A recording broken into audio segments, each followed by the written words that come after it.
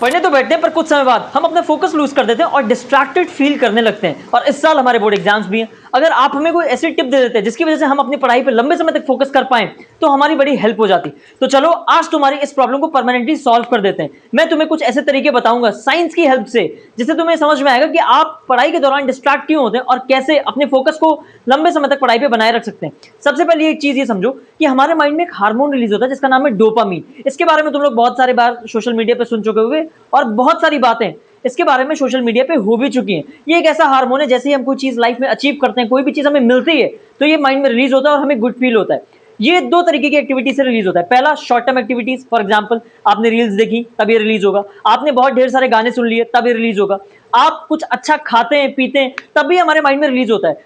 दूसरा क्या है, long term activities, for example आप जिम गए, आपने वर्कआउट किया, आपने कोई स्पोर्ट खेला, आपने कोई चैप्टर कंप्लीट किया। जब आप कुछ इस तरीके की एक्टिविटीज लॉन्ग टर्म एक्टिविटीज करते हैं उनके कंप्लीशन के बाद भी ये हार्मोन हमारे माइंड में रिलीज होता है और हमें गुड फील होता है। तो इसी वजह से जो हमारा माइंड है वो ट्रिक हो जाता है। वो ये सोचता है कि यार शॉर्ट टर्म एक्टिविटीज करने से अगर डोपामिन रिलीज ही हो रहा है तो फिर लॉन्ग टर्म एक्टिविटीज करने का क्या मतलब है। आप जब भी कोई शॉर्ट टर्म एक्टिविटी करने के बाद किसी लॉन्ग टर्म एक्टिविटी को परफॉर्म करने जाते हैं तो आपका मन लगना वहां बंद हो जाता है। फॉर एग्जाम्पल आप कुछ अच्छा खा रहे थे, आप गाने सुन रहे थे, आप रील्स देख रहे थे, आप कोई मूवी देख रहे थे और उसके बाद जैसे ही आप पढ़ाई करने बैठेंगे जो कि एक लॉन्ग टर्म एक्टिविटी है जिसमें काफी एफर्ट लगाने के बाद आपको डोपामिन मिलेगा तो आपका माइंड उसको एक्सेप्ट नहीं करेगा और वहां से भागने की कोशिश करेगा।